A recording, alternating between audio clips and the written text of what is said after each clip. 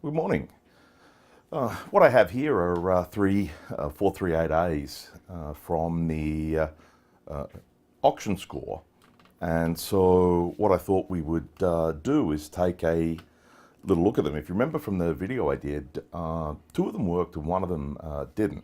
So let's just turn the units on.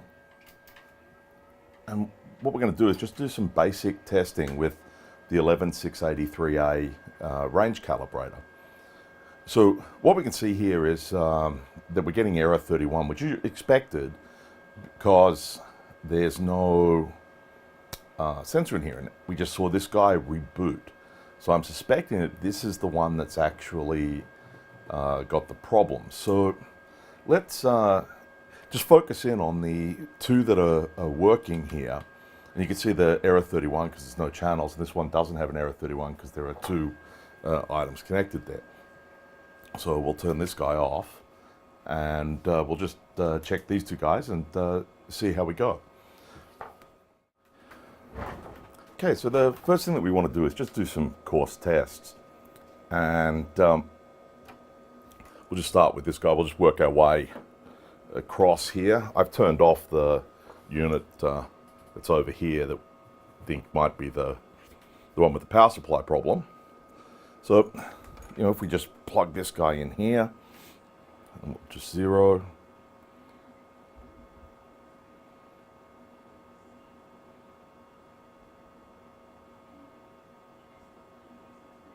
Okay, and let's just turn the function on.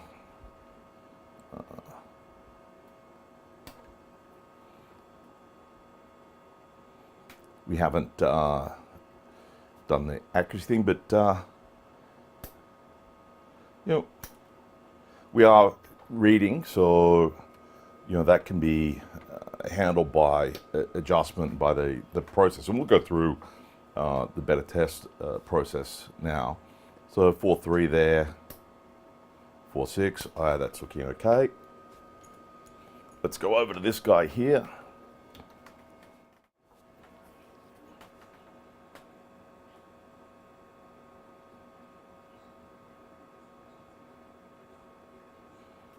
Okay, so we zeroed there. Let's turn this calibrator back on.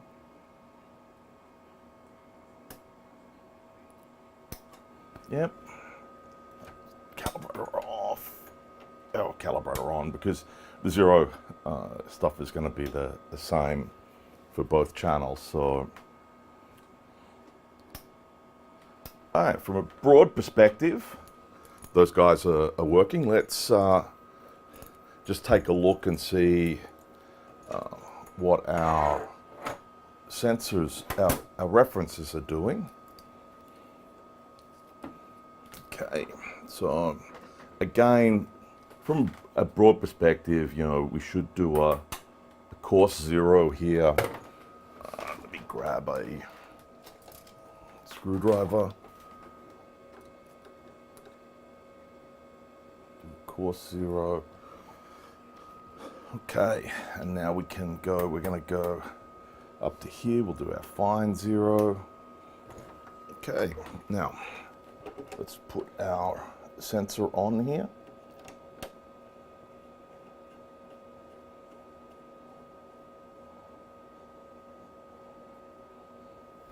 And let's turn our oscillator on.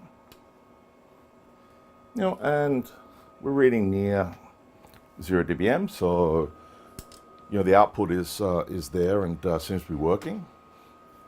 Let's turn it off. Let's go to the other guy.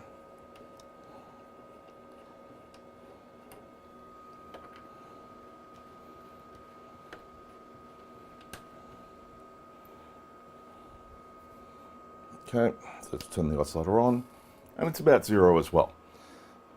So let's do that. So just quickly, we've gone through and done some simple verification showing that these two units seem to be in the range of working. Now, I'll have to come back and actually adjust them and work through the adjustment process.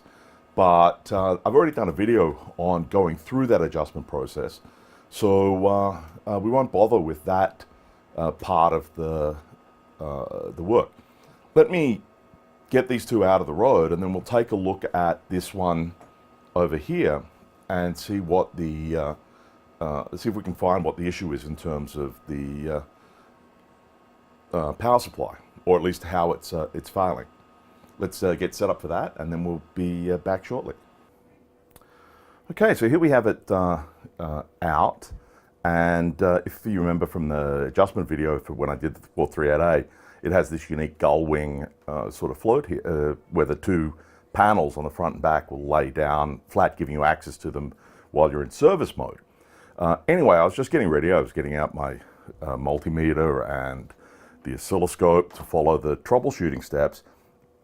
And I happened to notice, and let's see if we can zoom in here a bit, you'll see that this board is not fully seated in the unit. So let's drop this, push that back in, and I suspect maybe that board had just simply vibrated loose during transit. So let's turn this on.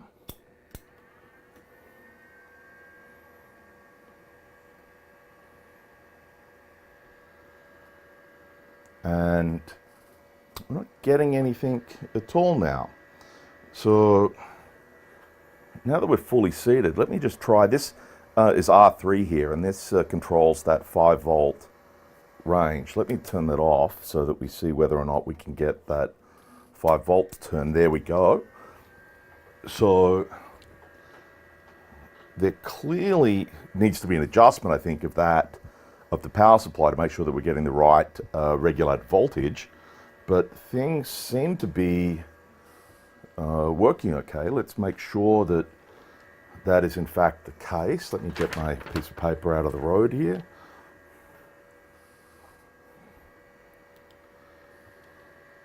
Oop, I've got to turn the calibrator off. Now I can zero again. Okay, so if I turn the calibrator on now, I should be able to read. Yep, so it needs adjustment, but it looks like that's all the problem was that was causing the restart, was just simply that board not being seated. Let me go see if I can find the adjustment procedure for the 5 volt line there, and we'll just do that adjustment while we just happen to have it open. All right, so I have the procedure now. And so we'll do the 15 volt first, and then we'll do the 15 volt first, then we'll do the 5 volt, because they're actually pretty simple. And just to make it easier, I changed to a set of my fluke leads that can I can actually clip in, and so that way we don't have to worry about them. So top and bottom, blah blah blah. Point T8 and chassis ground. So let's connect this to ground first. And where we'll do this? We'll do this up here.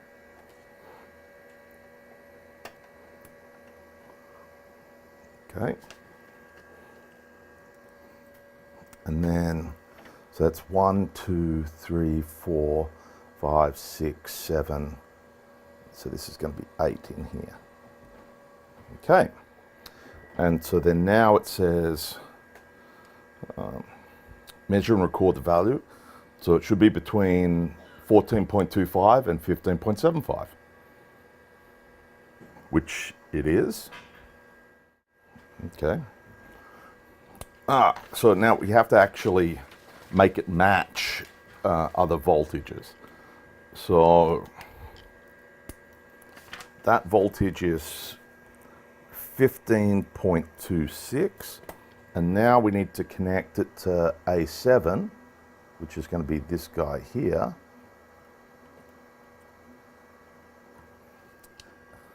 And we need to adjust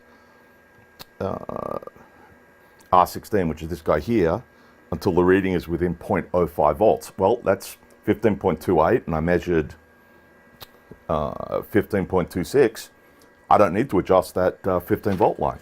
So let's go and select test point 4, 1, 2, 3, 4. Oh, and that's 6 volts, so that's too high. And so we need to adjust it to 5 plus or minus 0.05 volts. So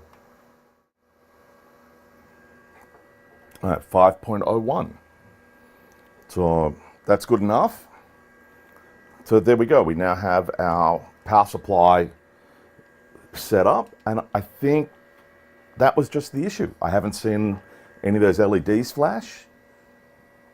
I think we're pretty good. Anyway, that was a simple fix, so I hope you liked that.